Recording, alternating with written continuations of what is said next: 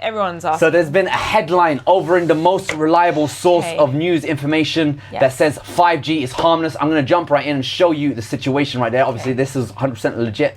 On the Daily Mail, I don't know if you can't read that. I'm zooming a little bit. Oh no, I was just saying I can't believe the PCIe links. Scientific study confirms again that 5G is harmless and benign. Now guys, what does benign mean? Benign means it's not like a scary thing. It's going to harmless, but essentially. Okay, it's harmless. Happen. Harmless. So let's just read the quote they took on harmless and benign. Let's just look for it a bit more and see what it actually says. It says, the actual thing the guy said was, we don't think 5G radiation is that harmful, and it's predominantly benign.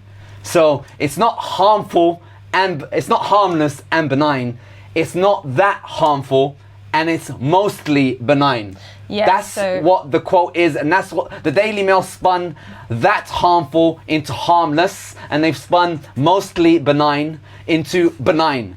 Yeah, that's the news for you there, and we are going to be jumping into the study. You want to shout and say something? Well, you know when someone says something bad and they want to say something bad but they can't, and they kind of want to spin it into a positive. I feel like that's what they're doing here. They're kind of covering up something very nasty. And I like it's like they're saying harmless and benign response to crackpot theorists. And that's not a very nice language to use as well, like crackpot theorists. It's kind of putting a blanket. 5G, you're kind of poo-pooing someone's Daily Mail, they opinion. love stirring the pot. They do.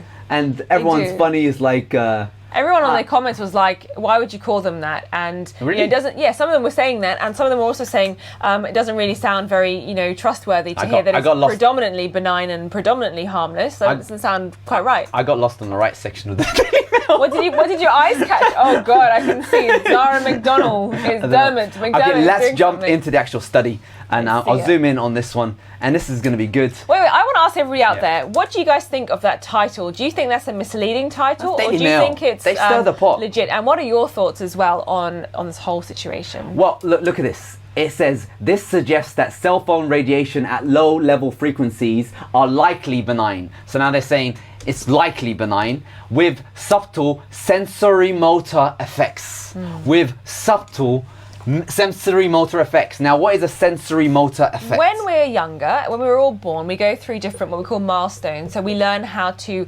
grasp things, we learn how to pick up buttons, pick up pencils or pens or building blocks and so on. And those are called our sensory motor development skills. So in the situation of this research study, I think they did it on some embryos of fish, I think it was, wasn't it? Yep. And they said zebrafish, and they said that there may be some effects with their particular developmental milestones of the sensory motor effects. I don't know exactly what it was, I haven't read it in total, but there is maybe some effect to their development potentially. So guys, it says harmless and benign, whereas right there it says there is slight sensory motor effects. And here's a sensory motor for you. Let's just zoom in a little bit there. It's a little kid, and the sensory motor stage is the first stage of your child's life, according to that.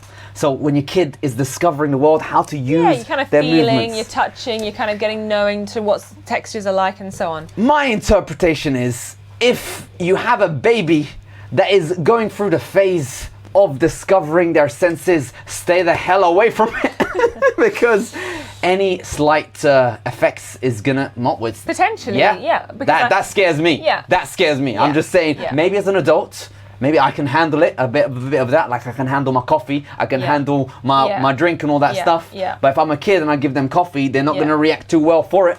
But so we don't know. All I can say right now is that scares me, and I like these guys. I'm going to give these guys a shout out because Subham Dasgupta, Jiang Jing Wang, Michael Simonich, Ting Wei Zhang, Lisa Tru Yong, Hong Ping Lua, Robin Tangwei.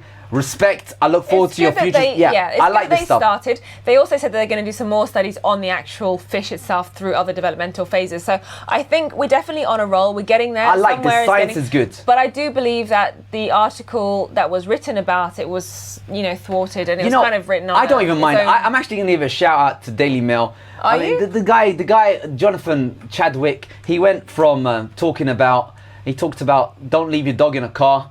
Now he's going back to serious topics like harmless and benign. But the good thing about this article is it's actually promoting a legit research study. Yeah. They might have spun it in a way that will get users to click. But if you're smart enough to read between the words, that's what you have to do on Daily Mail. Correct. You have to just read every single article. I love Daily Mail because they're promoting it, but you just have to read between the lines to find out what's going on. So the fact that they promoted this on the Daily Mail made me look at the actual research, which gave me some sort of like ideas. Yeah, it did. It made you kind of understand it a bit better as well. So what have we got in the comment section? TA is saying we need a meta-analysis. Meta-analysis is lots of different studies and then analysing them together, and then we can talk. James Chang is saying, so there's still no solid data on 5G radiation yet.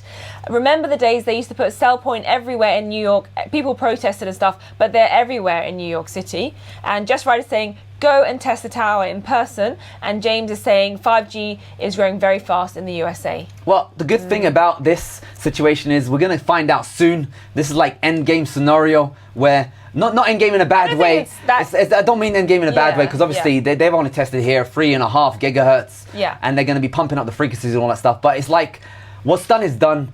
And we're going to see the effects, if any, of it. So we're going to find out for sure very soon if humans maybe will evolve and will be all good. I don't and know the if it's going to be soon, though. It could take time. What? Well, the next 10, 20 years, we're going to find out some sort. I mean, we've seen lots of... We're going to find something out because we've seen them grow at a scale that is uncontrollable. So whatever's going to happen is going to happen, and hopefully we'll survive. And anyway, humans, we're coming to a stage of life where it's pretty much end game for us. We got the AI coming soon. We're gonna have chips being implanted in our brains very soon. Like, it's legit. Musk, well, he's just one of the many people doing it. They've been talking about this. He's gonna be putting a chip that will emit radiation to talk to your brain cells. You know, that's how it works. To have fire on the new cell, same frequency, communicating with your outside world via Bluetooth. So it's getting in there. It's gonna be great. There's a lot of mental diseases that can get cured.